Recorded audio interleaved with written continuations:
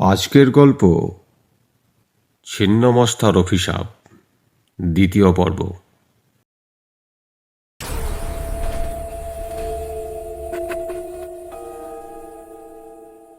গল্প শেষ হয়ে গেছে ভেবেছিল সবাই। মূর্তি উদ্ধার হয়েছে, চোরেরা ধরা পড়েছে, রাজবাড়ি শান্ত হয়েছে। কিন্তু ফেলে রাখা আগুনের ভিতর কয়লা যেমন থাকে, শিবরতনের রাজবাড়িতেও শান্তির নিচে লুকোনো ছিল ঝড়।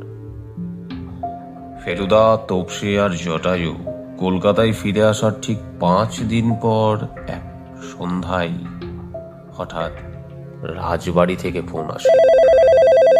ফোনের ওপারে জয়ন্ত সিংহ রায়ের কাঁপা কণ্ঠ। মিত্তির মশাই, উদ্ধার করা মূর্তিটা আবার অদৃশ্য। ফেলুদা গভীর গলায় বলল,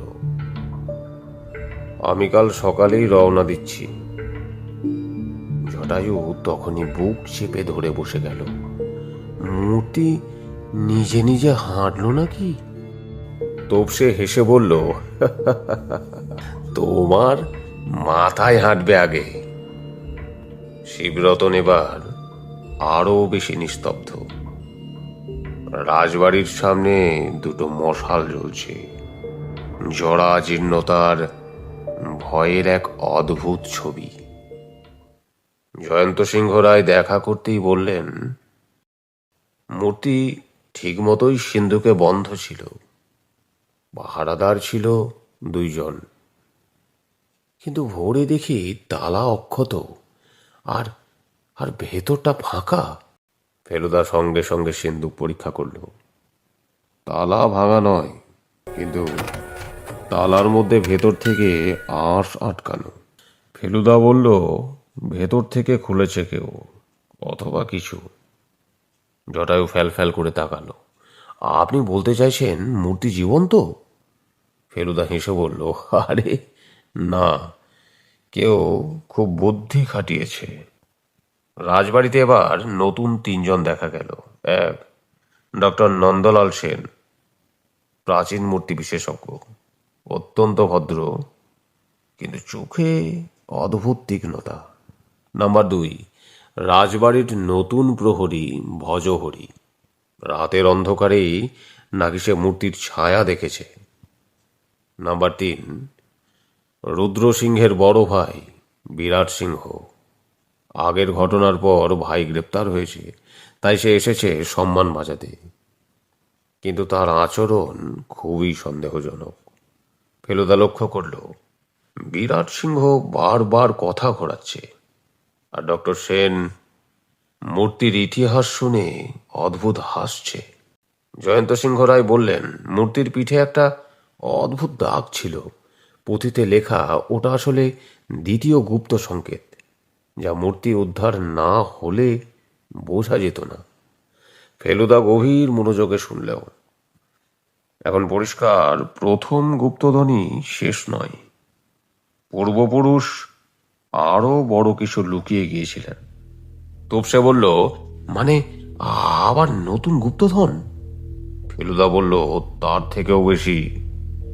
আমাদের ধরে নিতে হবে দ্বিতীয় এক দল প্রথম দলের আগেই ছিল।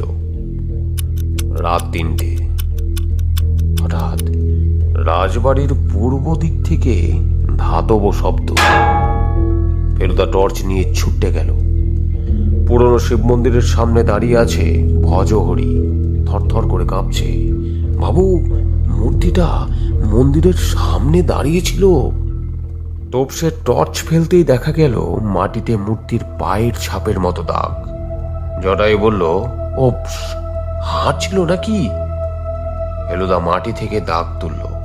এটা পায়ের ছাপ নয়, কেউ মূর্তির মতো কাঠের ছাঁচ দিয়ে ছাপ বানিয়েছে। ফেলুদা ভূগর্ভস্থ দালানে আবার গেল। আগের মানচিত্র পাওয়ার জায়গা এবার আরো অদ্ভুত লাগলো। মেঝেতে আঁকা অস্পষ্ট বৃত্ত, দেওয়ালে খোঁচাখুচি।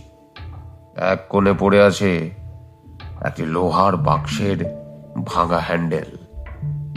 ফেলুদা বলল, এটা নতুন জিনিস, মানে কেউ নিজের লুকোনো ঘরে কিছু খোঁজার চেষ্টা করছে।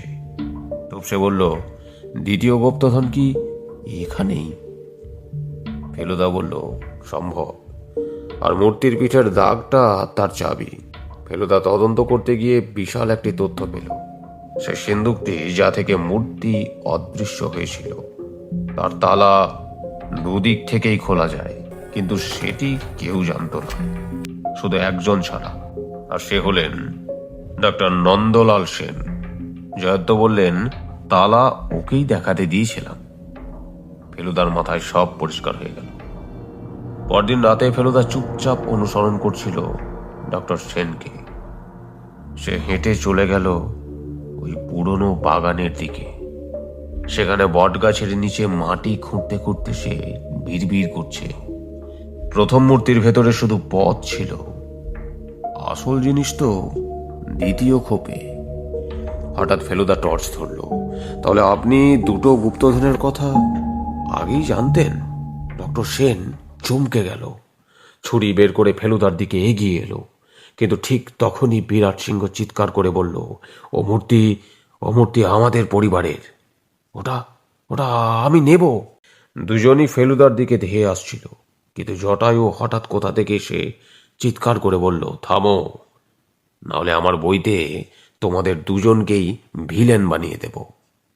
তোপসে দৌড়ে গিয়ে লাঠি দিয়ে ডক্টর সেনের হাতের চুড়ি ফেলে দিল। পুলিশ এসে দুজনকেই ধরল। বিরাট সিংহ ও ডক্টর সেন মাটির নিচে খুঁজছিল একটি লোহার বুক। ফেলুদা খুঁড়ে বের করলো একটি দৃষ্টিনন্দন কৌটো। তার ভেতরে রাজবংশের সবচেয়ে প্রাচীন ছিন্নমস্তা তাম্রফলক, যা দেবীর আসল ইতিহাস ও ধর্মীয় তত্ত্ব বহন করে। এটা ছিল অমূল্য এবং প্রত্নতাত্ত্বিক সম্পদ। জয়ন্তবাবু বিস্ময়ে বললেন, এটাই ছিল আসল পারিবারিক ঐতিহ্য, যেটা আমার পূর্বপুরুষ মৃত্যুর আগের রাতে লুকিয়েছিলেন। ফেলুদা বলল, কারো লোভ আবারও রাজবাড়ি বিপদে ফেলছিল। সব শান্ত হলে ফেলুদা বলল, প্রথম গুপ্তধন ছিল লোভীদের ঠকানোর জন্য। দ্বিতীয় গুপ্তধন, যা সত্যিকারের মূল্যবান, ছিল বুদ্ধিমানদের পরীক্ষার মতো।